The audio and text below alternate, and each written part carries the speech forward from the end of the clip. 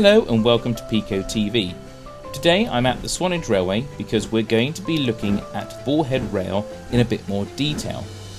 We will find out what it is, how it works and where it is used.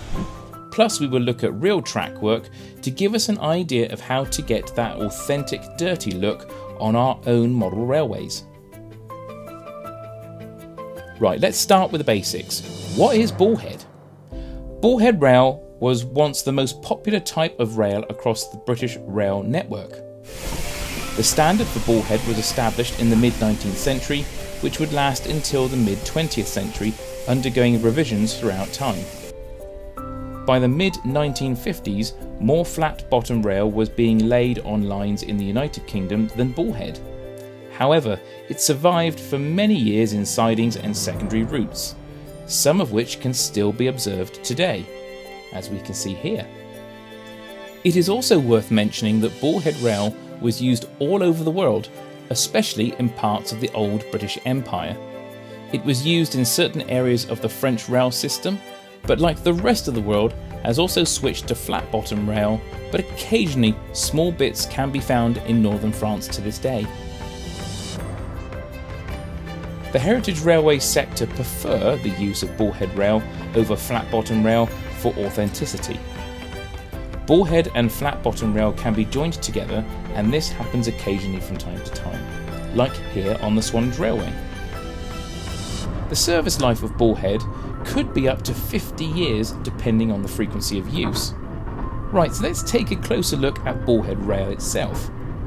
As you can see, the rail sits in the chair and is held in position by the key. This pushes the rail against the inside of the chair and holds it in position at the correct angle. Then the sleeper bolts go through the chair into the wooden sleepers underneath. Bullhead traditionally comes in 60-foot sections. In between those sections you have fish plates, also known as rail joiners to the hobby. 2 bolts join each section of Bullhead rail to each fish plate at each end.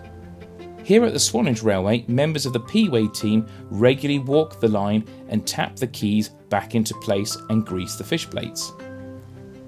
This is because the rail expands and contracts depending on the temperature, which can cause movement and loosen the keys.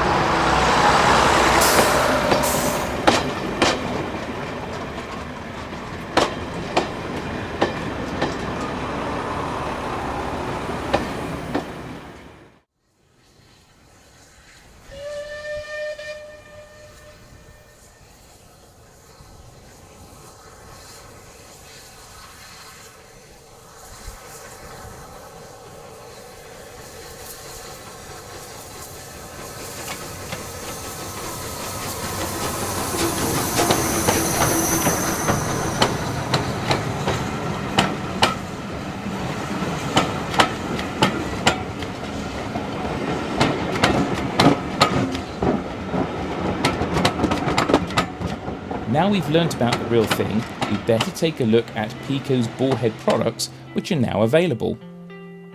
With the availability now of the Flexi Track, long and medium radius turnouts, long diamond crossing, single slip and double slips, you really can get to grips with building your own layout in Bullhead. So the next question I propose is why Bullhead is important for the OO Scale modeler. Let's take a look at it in model form. Think of Streamline Bullhead differently. Think of it as true OO Scale. It's the most prototypically accurate track for OO Scale. Naturally, the track gauge remains the same as HO Scale at 16.5mm as found in Code 75 and Code 100 Streamline rail systems. However, PECO Streamline Bullhead is a high-fidelity track system which emulates the correct sleeper spacing, sleeper length, rail profile and highly detailed chairs, being more representative of 4mm in OO Scale. Also, when placing a OO Scale locomotive on a length of Bullhead, everything looks proportionally more pleasing to the eye, especially when ballasted and weathered.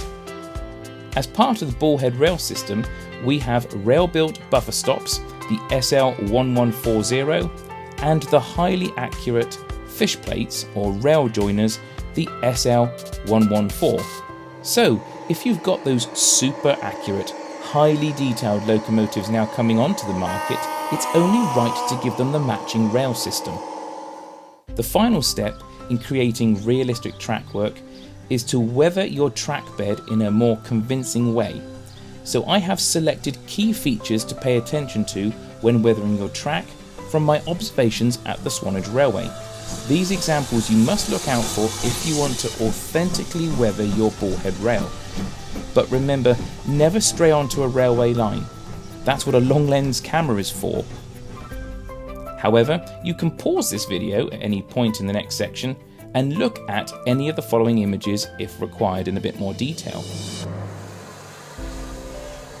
First of all, I studied where the locomotives sit stationary, either on a siding or in a platform area, noting the position of ash, clinker, track grime, rust and brake dust, the placement of grease and oil on the moving components of the turnouts and fish plates and expansion rails, and unused lengths of rail left by the trackside. I've also looked at how grass and weeds and greenery grow in sidings. So for this next task, we're going to need these paints and washes, plus the PECO Trackbed weathering kit, the PS370 for steam, and the PS371 for diesel. I'm using both kits because this layout depicts the time period when the transition from steam to diesel was taking place. So having painted the sides of the rail with track rust paint and using Vallejo washes to stain the ballast with a light rust colour and a dark grey wash down the centre, then I'm ready to apply the trackbed weathering kits. First I apply the track dirt, brake dust and ash where required. When using the bottle of track oil solution, I paint it over the fish plates, on each track joint and in positions where locomotives sit. To fix all the weathering powders and scatters in place, I use cheap hairspray around the turnouts and straight lengths of track. Note, whenever laying ballast or weathering and painting your track work, always check the turnouts can move freely and use a PECO rail cleaner, the PL41, to clean the top of your railhead, so to avoid the reduction of electrical connectivity.